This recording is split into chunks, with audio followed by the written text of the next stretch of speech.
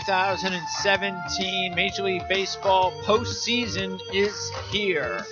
We're still a few days away for the Washington Nationals to get started at Nats Park against the Cubs. We're going to break down the series, everything you want to know about Nats Cubs coming up with Ken Marangolo, your host Greg DePalma, and Scott Zolaturo.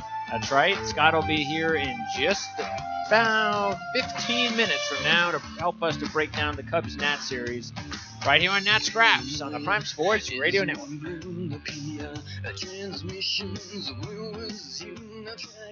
All right, it is Tuesday, October the 3rd, 2017, and boy, Ken, it feels really good to say October when we're talking Nats baseball.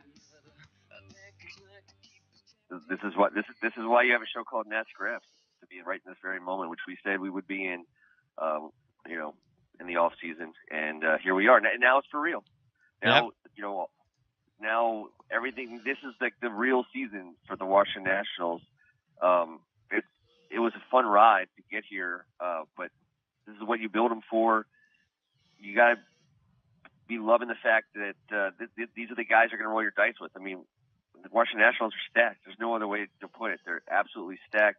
They have every right in the world to feel like a legitimate contender, and I'm looking forward to putting it on the line against the defending champs.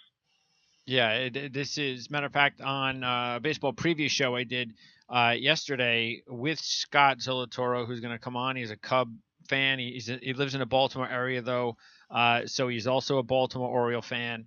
And he is going to give us the Cubs perspective.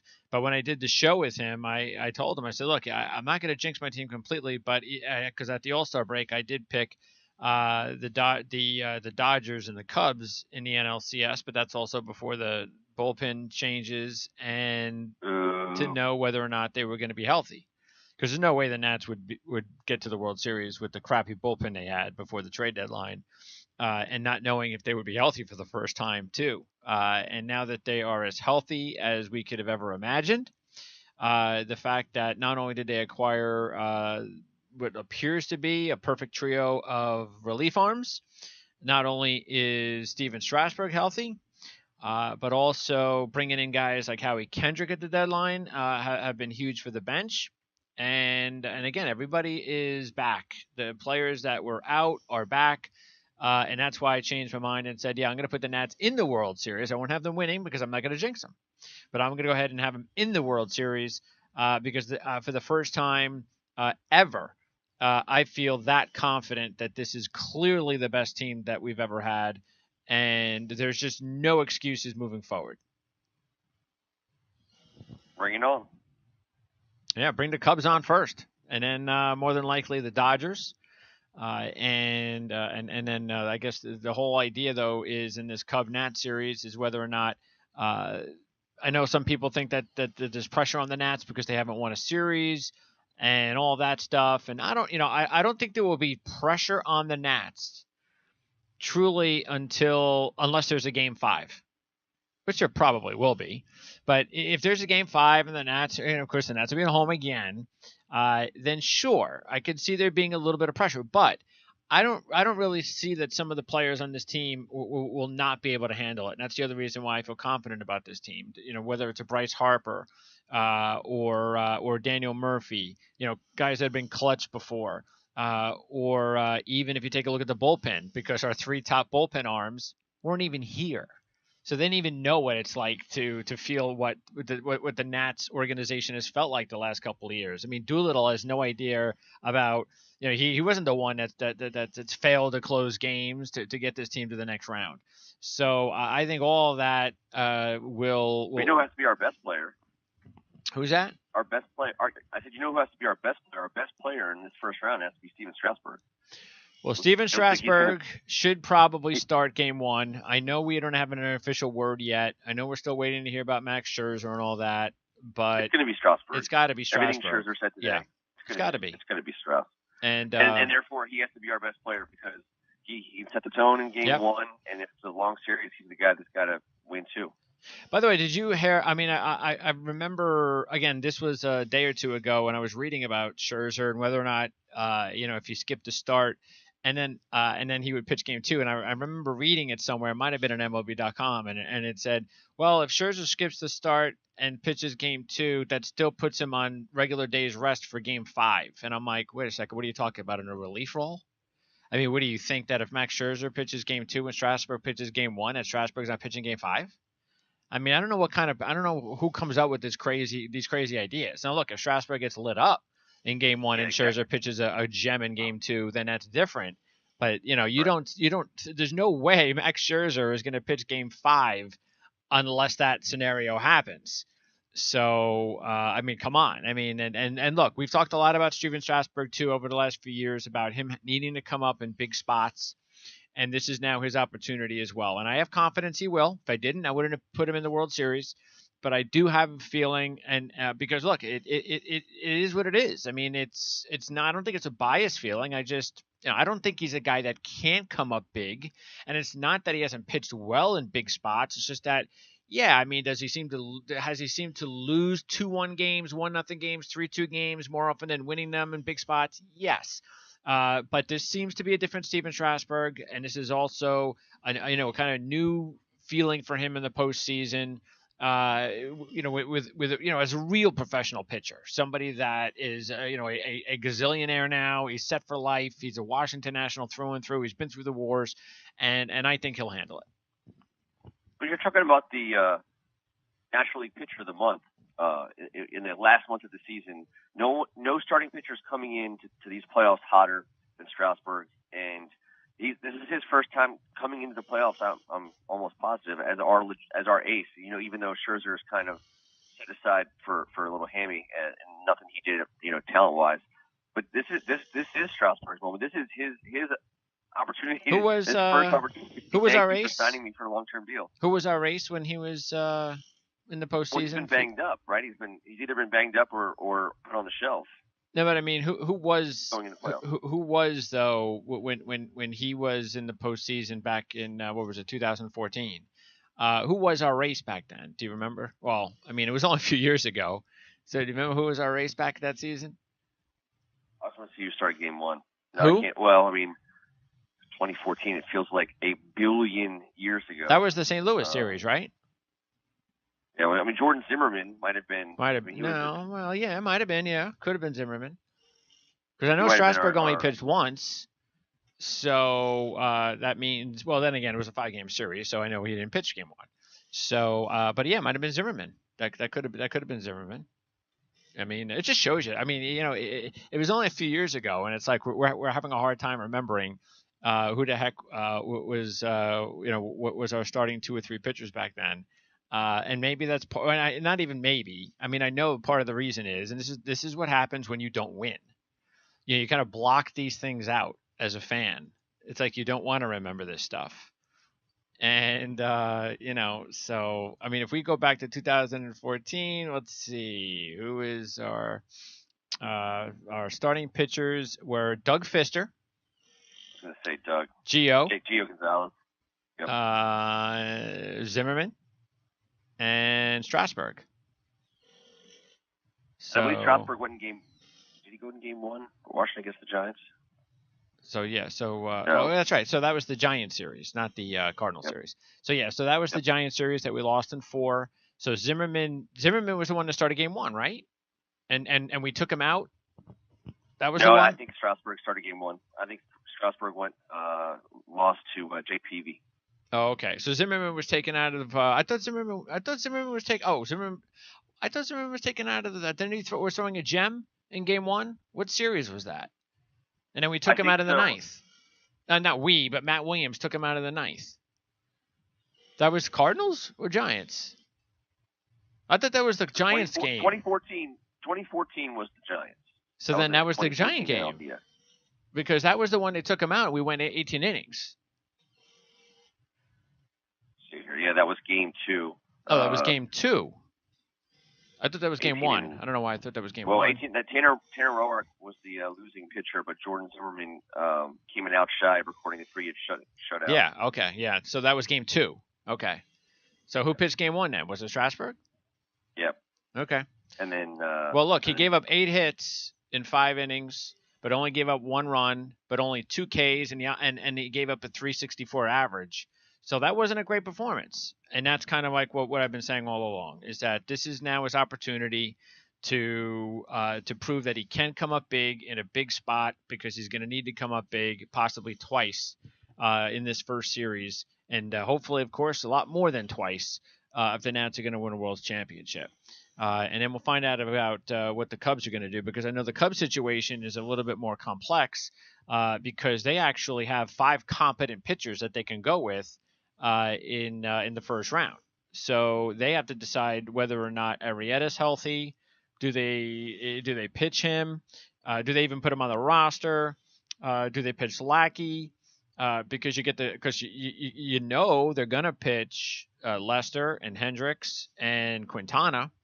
So they've got an extra pitcher that we don't have. You know, they have a little bit more depth in the starting rotation than we do, but we have more. We have more premium between Strasburg and Scherzer at the top 2. So that's kind of the difference there. And of course, they also have the premium closer, but we have a little bit more. I think, Doolittle's done a fantastic job. He's been perfect. He doesn't have the resume Davis has in a World Championship situation. But, we're pretty close there.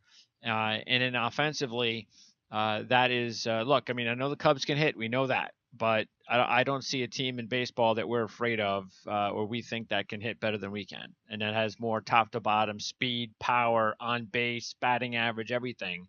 And that's part of the reason why we're stoked about this postseason, because we feel confident about just about every aspect of the team.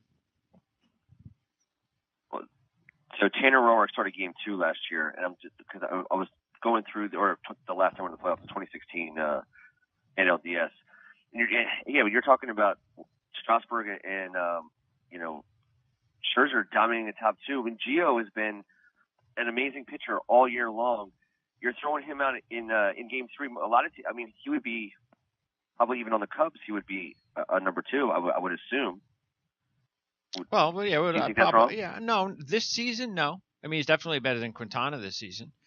And he's been a more consistent. When you go into the playoffs, you feel confident. I mean, that's who's taking them out. It's just unbelievable. All right. Well, look. It's going to take. I'll tell you the truth. It's probably going to take 5 or 6 innings for me to get confident with Gio. I'm sorry, it just is. Regular season, postseason, I'm not going to feel confident. And that's not saying he can't do it. It's just that let's see it. It's a different season to postseason. I hope he pitches just as well as he has all season, because we need it. But for for who we have, you're not. I mean, he's the guy. I mean, he's obviously our. Oh yeah, our legitimate one. I mean, he's probably the best number 3 starter in baseball. Yeah. As far as how kind of a season he's had. So unquestionably, you should feel confident about your number 3 starter. And look, I feel a lot more confident with him than Tanner Roark, that's for sure. So that's a situation the Nats don't want to find themselves in, is down 2-1 going into Game 4 with Tanner Roark. That just shows you how important Game 1 is, because it's important because you want Strasburg, because how big it is in so many reasons. First of all, because if you're going to have a long postseason run, Strasburg better pitch well. Okay, that's number 1. Number 2, if you get down 1-0 in the series, then you are more likely to be down 2-1. Not saying you can't win 2 straight, but you are more likely to be down 2-1 if you lose the first game, which means you are in an elimination game with Tanner Roark. And then the other thing is if you can win Game 1 and Strasburg pitches well, and that bodes well for the rest of the postseason, you could go up 2-0 because Scherzer pitches Game 2. So this is just going to be such an important game for a whole bunch of reasons. Now, I know the Nats perspective. We'll talk more about that, but I want to talk the Cubs perspective. Look, he might be a hop, skip, and a jump away from where you are, because I know he's in the D.C. area. He's an Oriole fan. He's a Cub fan, and he's been my lead baseball analyst at Prime Sports Network all season. So I wanted his perspective on the Cubs. That's Scott Zolatoro. So Scott, welcome to Nat Scraps. Oh, it's a pleasure to be here, and I'm in Baltimore, not D.C.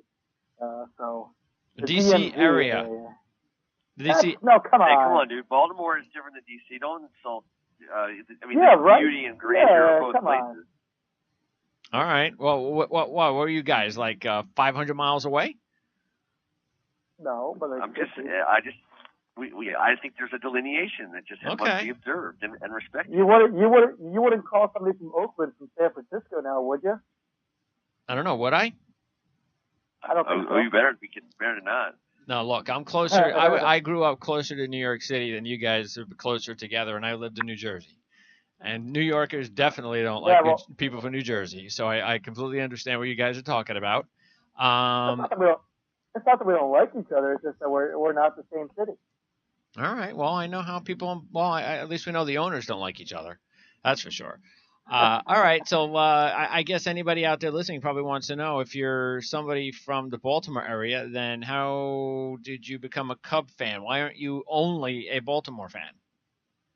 Oh, we're getting right into that, huh? So I have a near and dear relative who was basically a second mother to my father, and helped raise my dad and my uncle while my grandparents were off at work. And then she was to make a long story very short, she was a Holocaust survivor who escaped France and moved to America and lived with my grandmother.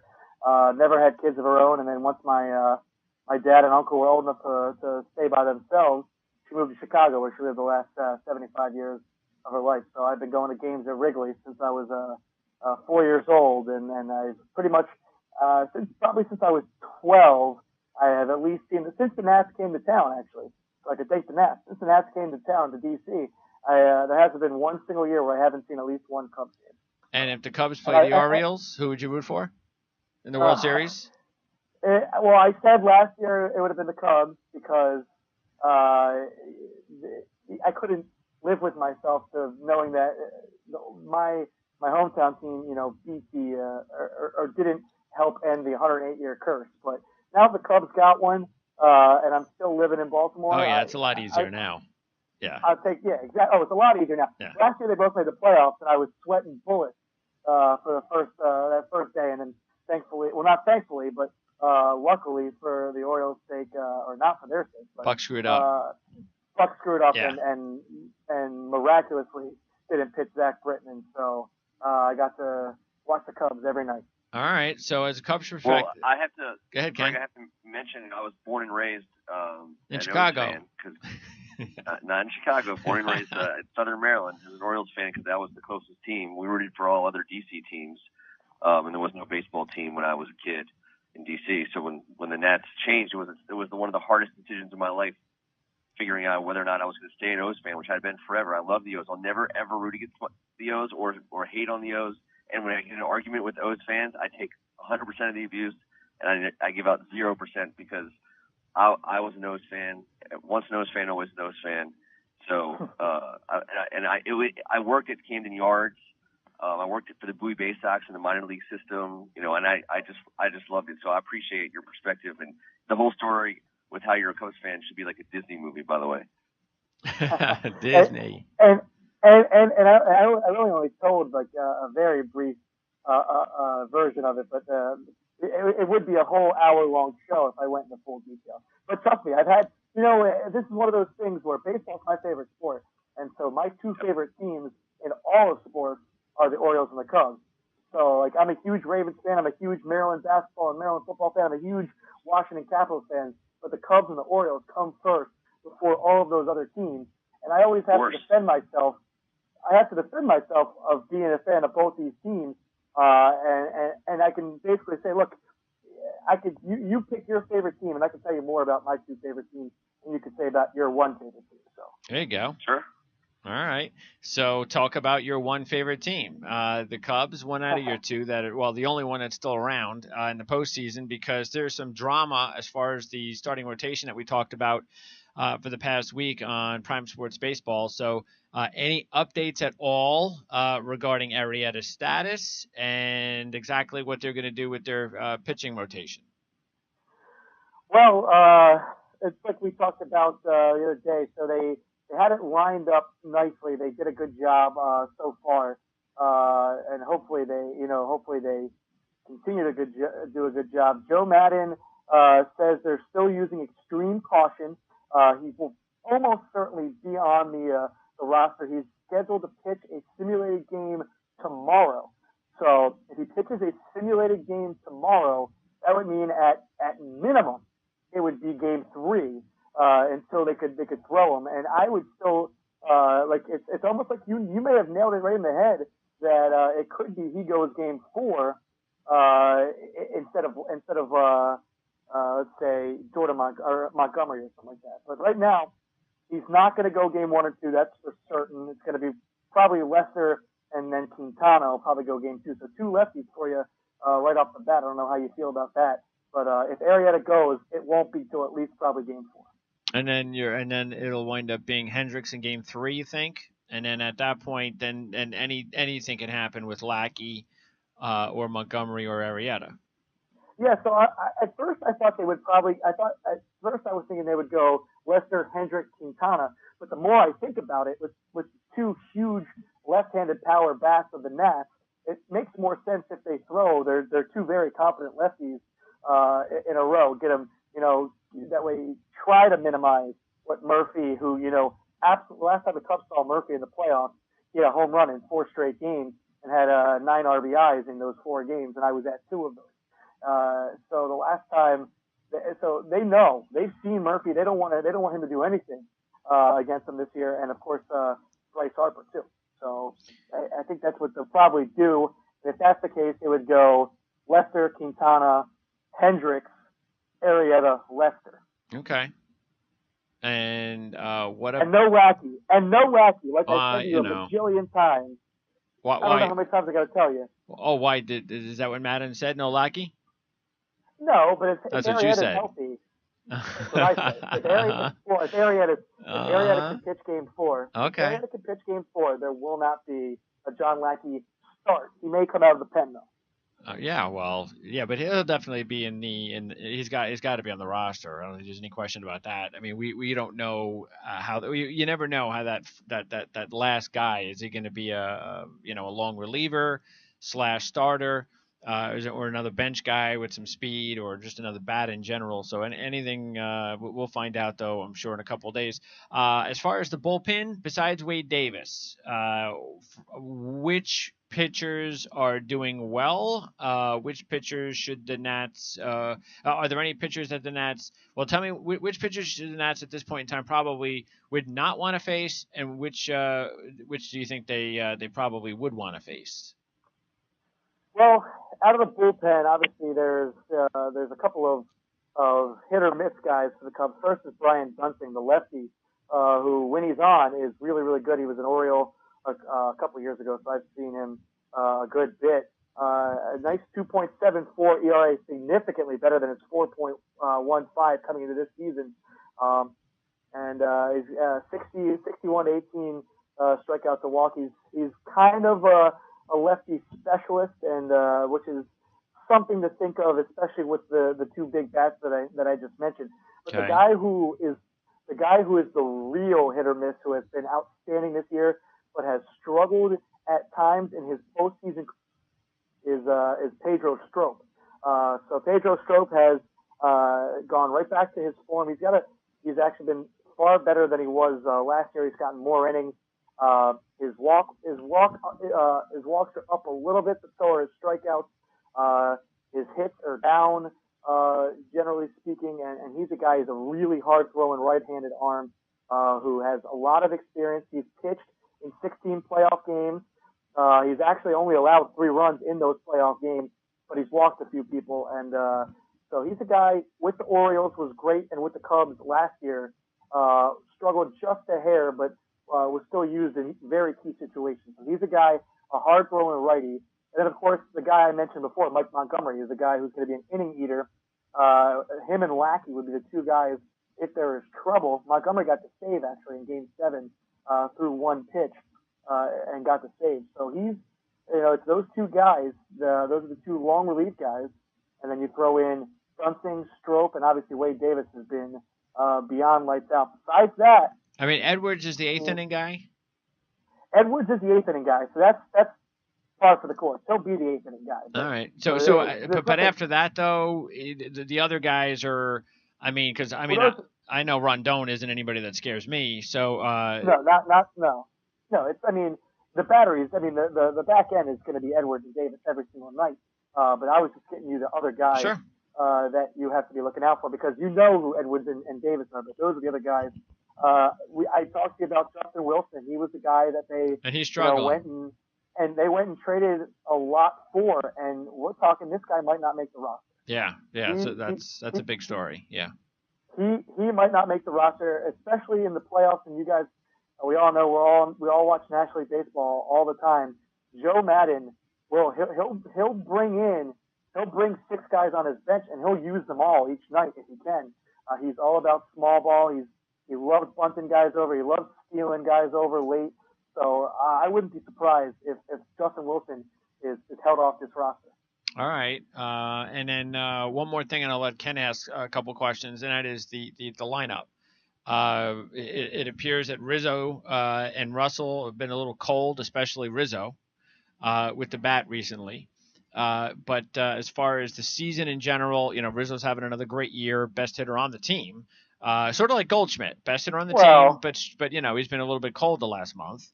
And then of course you got Bryant. But besides Rizzo and Bryant, and then the usual Zobrist, you don't want him coming up in the clutch, and nobody cares that he bats 232 in the regular season. It still means he's a 400 hitter in the postseason. Are there any other hitters that you'd like to see up at the plate? Well, in the last 2 months, the last 2 months, Javi Baez has been unbelievable. He hit 339 in August, 329 in September. He had 7 homers in August, 25 RBIs. He didn't hit the homers that much in September as the wind starts swirling in Wrigley. This guy has really, really done a good job of changing his approach to the plate. And obviously another big guy who missed a pretty significant amount of time in the last half of the season is Wilson Contreras, who was huge last year in the playoffs. Both these guys hitting in the 270s, both in the 20 home runs, and actually, believe it or not, both in the 70s for RBIs. Both have exactly 75 RBIs. So these are 2 guys that really can strike fear in any pitcher, and they both hit fastballs extremely well. And we know the Nats have some flamethrowers, so especially hit lefties well. So what about the clutch hitters? Who were what happened in the postseason last season? Who were the guys that really came up clutch the most? Well, you mentioned the guy who won MVP. Zobrist was absolutely clutch. Chris Bryant struggled in the first little bit of the playoffs, but then once the World Series came around, he was really clutch. Javi Baez, was about as clutch as anybody. And then a guy who's been hitting much better this year than he did last year, Jason Hayward, is going to come up big. So, I think at the bottom of the lineup is going to be, Russell and probably Zobrist. They've been hitting John Jay leading off against righties a lot, and he's just been outstanding. 296, a guy who isn't going to hit home runs, but he'll get on base, and he's third on the team in stolen bases, fourth on the team in stolen bases. And then, of course, there's old power in Kyle Schwarber, who we'll see how, last year, obviously, what he did was remarkable coming back from the injury, the torn ACL in the 3rd game of the season, ended up, hitting really well, had some clutch hits in Game 7, only played in the 4 games that were played in Cleveland, did the pinch hit once or twice, I believe, in the rest of the World Series, but he was a starter as a DH in those 4 games, but now he's in the field every day, so the Cubs have a lot of options. They have a lot of players that can hit the ball out of the park. In fact, they've got, 5, 6 guys with 20 or more home runs. So they're going to hit the home runs. The question is, are they going to strike out? They also have a heck of a lot of strikeouts, over 1,400. Okay. Ken? Well, I want to know if the story of this series is, if Washington, takes it, who do you think is who's the guy you're most afraid of beating, from the Nationals? Assuming that Madden's able to shut someone down or lock someone up. Who's the person that keeps you up? What national? Are we talking, if we're talking pitchers, it's Scherzer. I went to the game this year. Yeah, Scherzer scares the living crap out of me. I went to the game last year where he struck out 10 of the first 11 Cubs in DC. I went to all 3 of those games, and he's unbelievable. And then, like I said, Daniel Murphy, I lost countless hours of sleep in the 2015 playoffs just because of Daniel Murphy. Harper does scare me, but not as much, especially because he really hasn't. He's still coming back from the injury, and he's. I mean, I'm sure he's pretty healthy, but the Cubs. Joe Maddon's done it before. He'll walk Bryce Harper 15 times in the series if he has to. I was going to say, what's the over/under on how many times he walks him? Yeah, well, the difference is Ryan Zimmerman's not batting 200 this year. That's true. That's totally true. But I'll tell you, Daniel Murphy. Like I said, I went to games 1 and 2. Oh yeah, I don't think there's a hitter that I mean, Ken, you can speak for yourself, but out of any hitter on that club, if I want one guy up with a big hit, it's Murphy. And that's the guy who I don't want up if I'm a Cub pitcher. And that includes Harper. I'd rather have Murphy up in a clutch spot. I just would. That's just agree. I also think Rendon. To me, Rendon's right there with Murphy in that regard. Okay. Well, for my money on it. So, people are not talking enough about this Nationals lineup, that they have 4 starters hitting 300 or better, and we're in the playoffs is one of the more unheard of things in such a long time. It's unbelievable that, I understand their pitching is getting a lot of the, the recognition coming into this playoff, but what they have done with the lineup is unbelievable. And then you don't have to look that far down below 300 to see where their next 2 guys are. We're talking less than 20 points to compare to my boys. They don't have their top hitter isn't hitting 300. Their top everyday hitter isn't hitting 300. And then, like you mentioned, Rizzo has been struggling, but once the playoffs come, I'm not too worried about him. And I'm not worried about any of them, really. I'm more worried about what that lineup is going to do to the Cubs.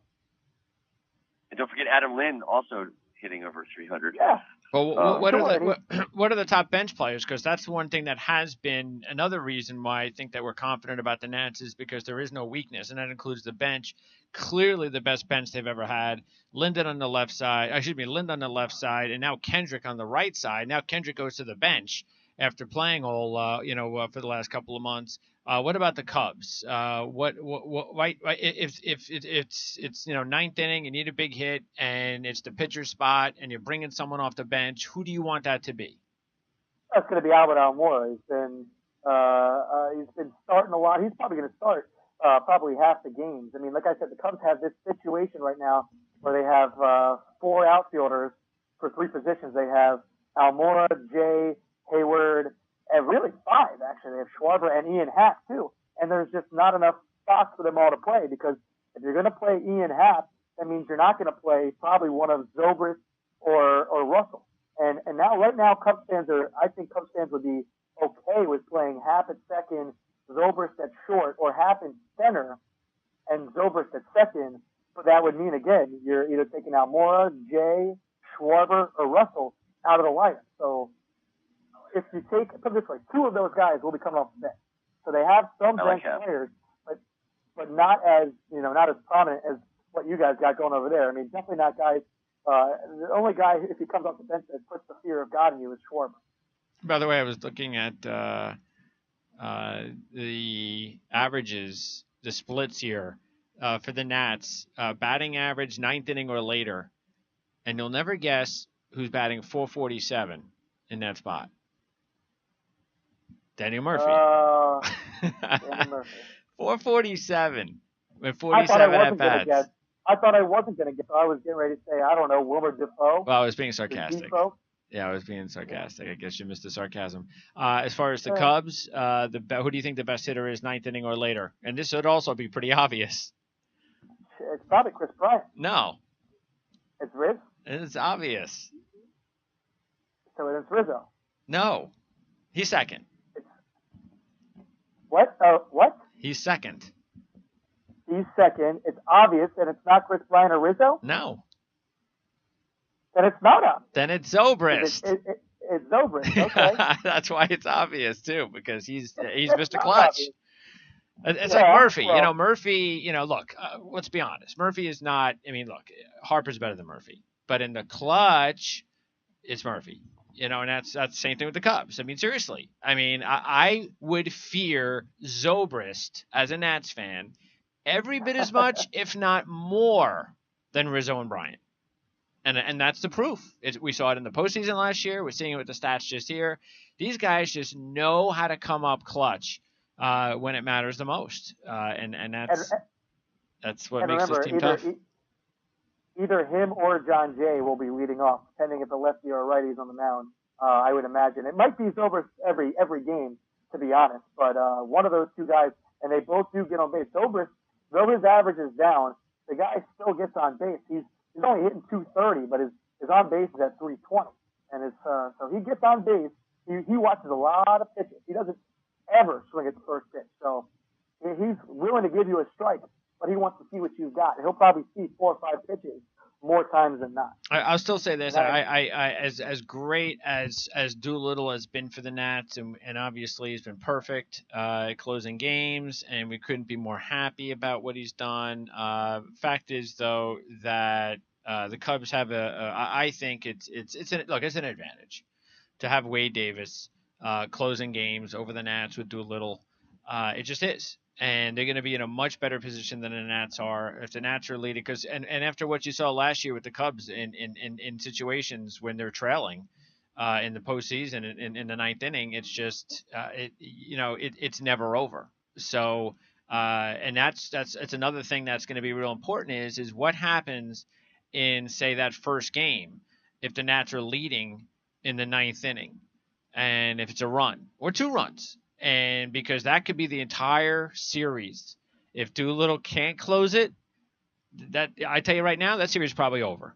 And if he can, then they're looking pretty good up 1-0 with Scherzer in Game 2. So I'm telling you, this Game 1 situation, especially if it's a close game with everything that's going into that, I just think that Game 1 is going to be so much more important than a lot of other series that maybe any other series we see in the postseason.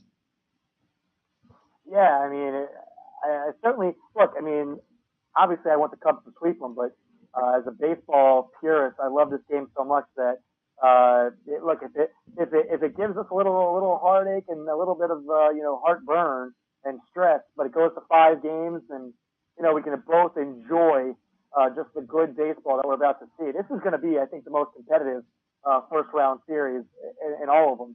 I don't think anybody's going to disagree with that. Sure. I think it should go 5 games. I'm excited to see what happens with Lester against these lefties. I'm terrified what happens when guys get on base against him because they just run and run and run. That's true. But but the thing is, the Cubs have learned to neutralize that because that's how he's pitched for 6 years now. No. So it doesn't make a difference. It shocks teams. It shocks the casual baseball fan when they watch him pitch for the first time in a while, and then they come back, oh, that's right. That is right. He doesn't throw over. And Jake Arrieta doesn't throw over either. Obviously, Miguel Montero got cut and then traded because he criticized Jake Arrieta for not throwing over and leaving him out to dry. And guess what? That was against the Nationals. Well, we're gonna find out a lot about that because with Trey leading off, if he can get on base, that could be real huge. In the series. Base, it turns into a triple. It turns into a triple if he gets on base because not only because if you don't think Lester's throwing over the first, he's definitely not throwing the second. Good Lord.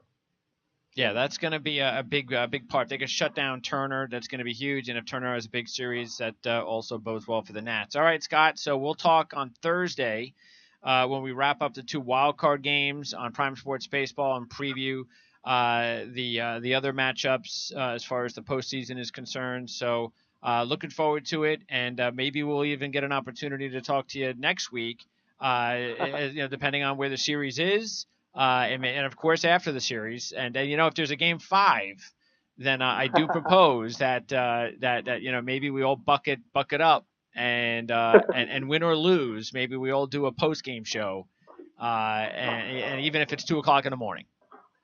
We can figure it out. And I just want to say, go Twins. Beat those Yankees tonight.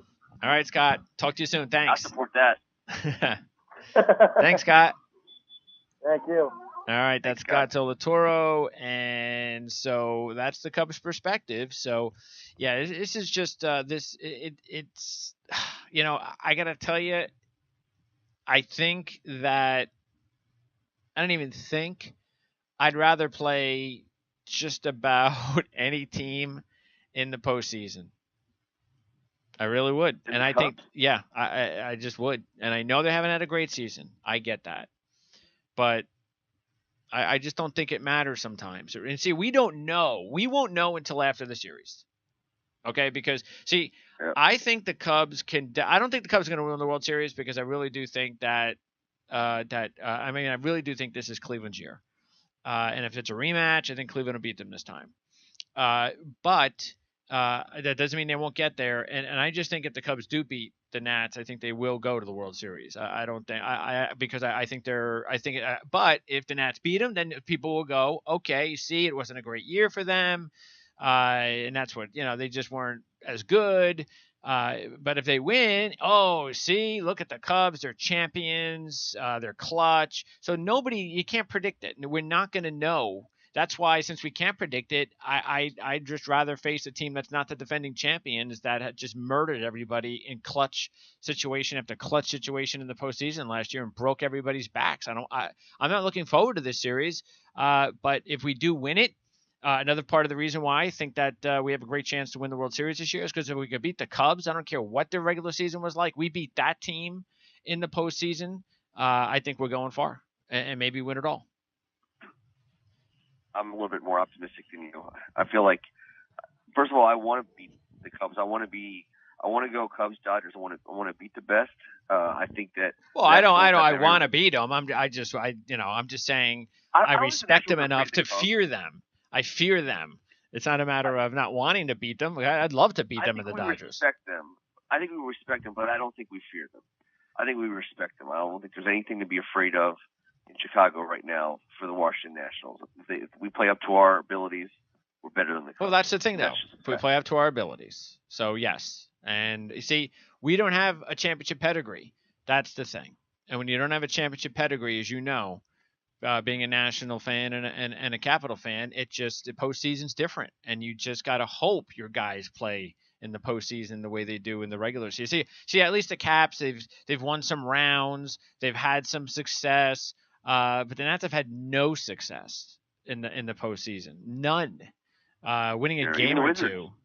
Okay, yeah, even the Wizards have gone a few rounds. So Nats have had no winning success. And but you get over that first one, and you do it against the defending champs, and it is going to be real hard to stop us because I don't think I will have so much confidence in beating, if it's the Dodgers, so much confidence in beating the Dodgers. I don't care what they could sweep Arizona, whatever, or Colorado. I don't care.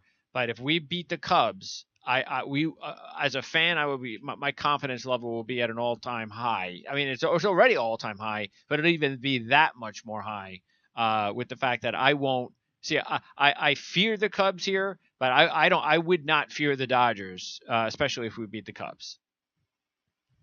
We're beating the Cubs. All right. I hope you are right. I really do, because it's been it has been my whole life, and I've never seen my baseball team win a playoff series. So I'm hopefully about a week or 10 days away from getting my wish, and then let's hope there's more down the road than just one series too, which I think it will be. Let's get through one series. Let's get to the next. And then who knows? World Series would be awfully awesome. And we got some post-game shows coming up down the road. Yes, we got the post-game shows this weekend. So do we have a time yet scheduled? Yeah, I mean, do we want to go early or late? Well, we're going early. I mean, we're going on Saturday, Sunday mornings.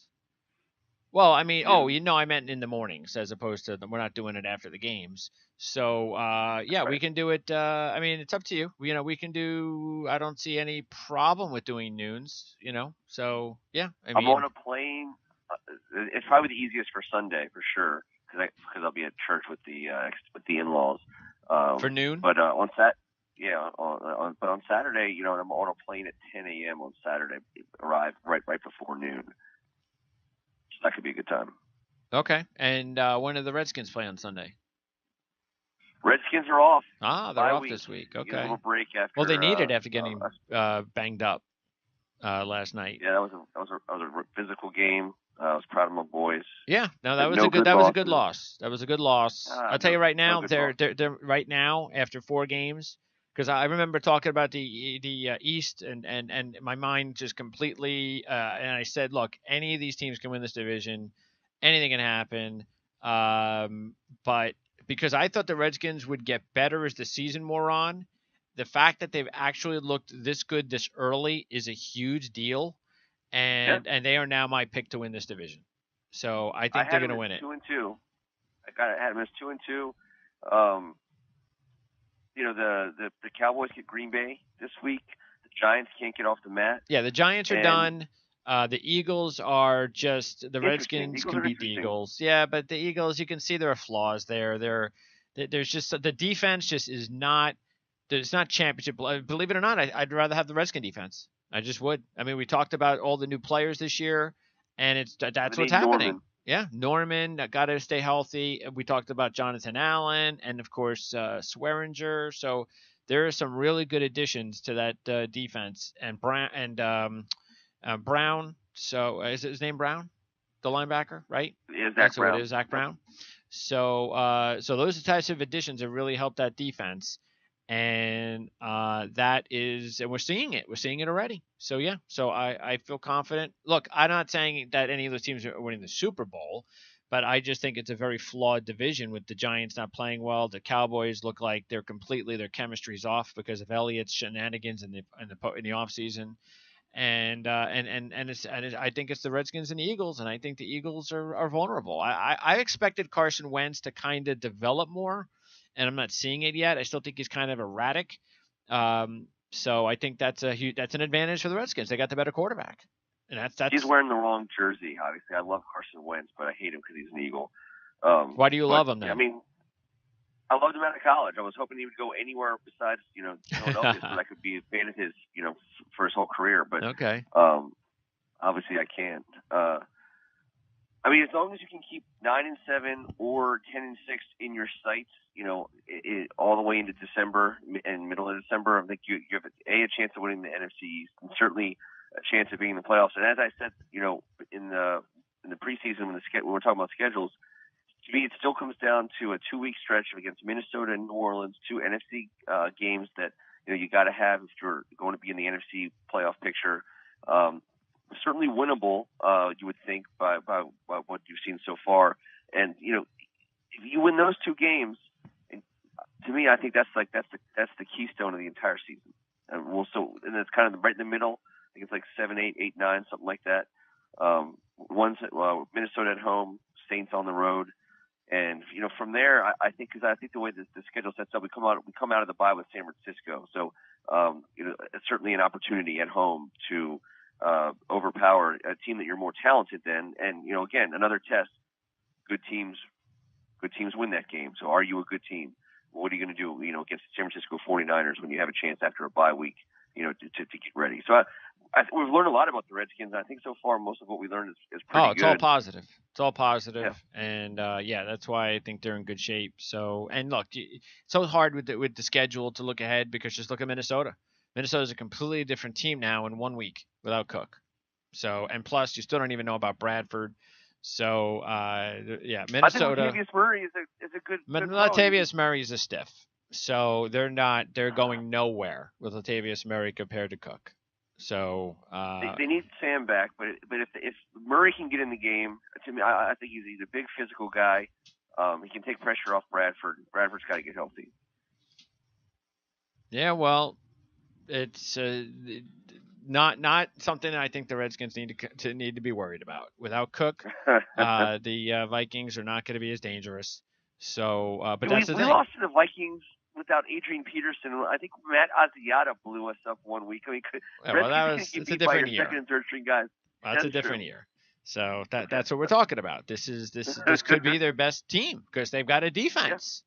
Yeah. That's something they haven't had in a few years. So they got a quarterback and a defense. I'm not saying they're a top 10 defense, but all they had to do was have an average or slightly above average defense with their offense and their quarterback, and that's a playoff team. So that's what they have. And but yeah, got to stay healthy. And then that's just like the Vikings. You got to stay healthy because every week you never know when you're going to lose guys. So, anyway, we'll talk. The bye week puts it all on the Nats.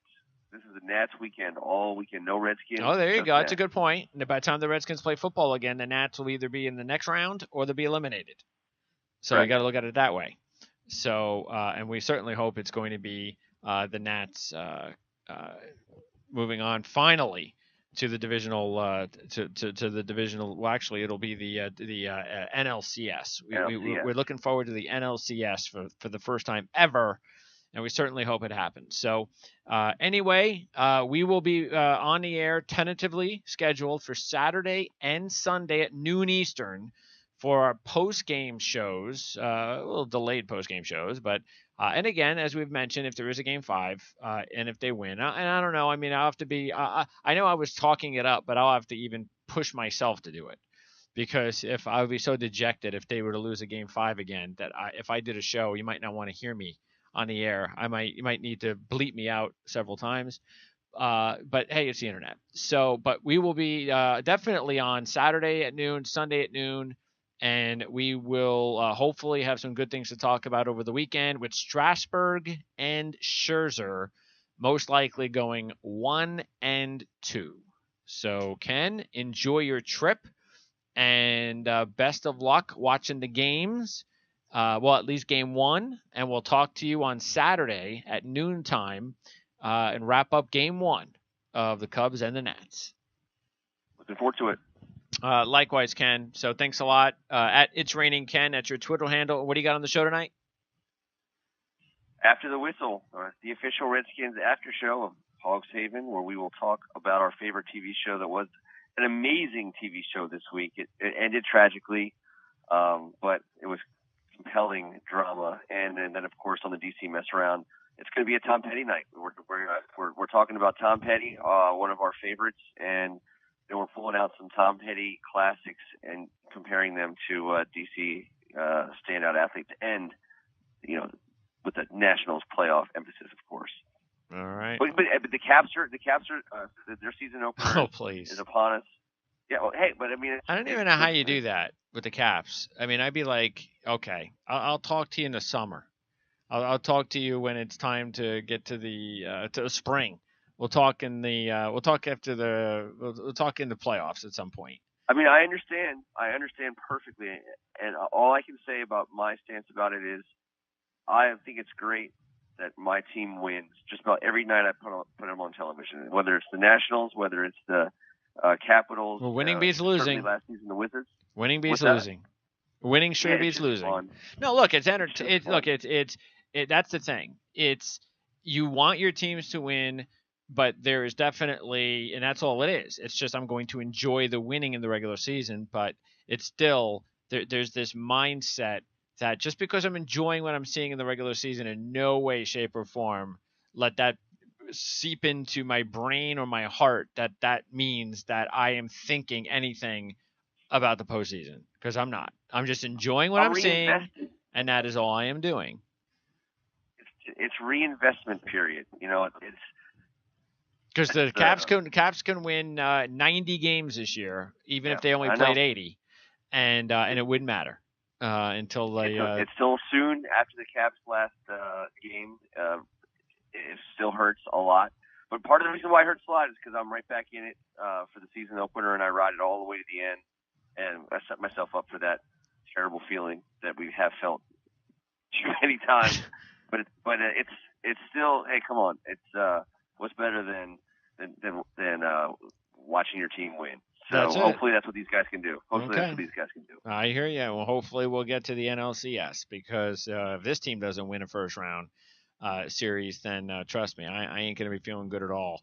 And I'm not. I think we'll be doing our first, as I mentioned before, we'll be doing our 2018 show, our first show on October 3rd, 2018. So we're 26 days away. Speaking of, we have a countdown that we keep track of on the DC Mess Around. We're 26 days away from October 29th. Now, we're supposed to be talking in Nats fans here. That's the day of days. That's when the Washington Capitals, I believe, will be on the road playing Calgary. The Washington Wizards will be playing Also on the road, and I want to say it's Atlanta Hawks, although I'm not 100% on the Wizards opponent at the moment. The Redskins will be hosting the Dallas Cowboys, and Game 5 of the World Series will be on, in which I assume the Washington Nationals will be participating in.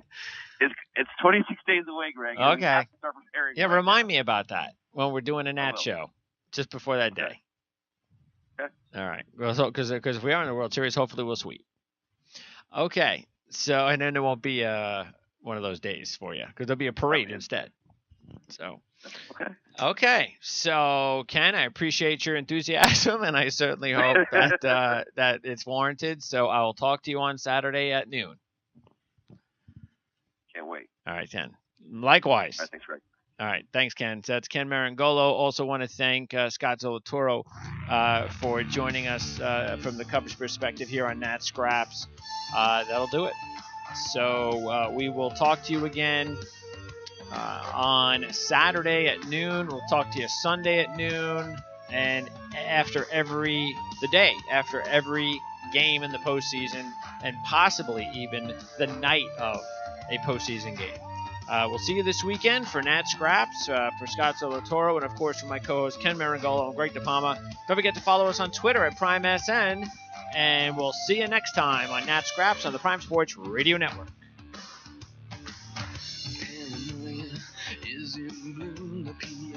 Transmissions will resume. I try to push, try to keep us all down.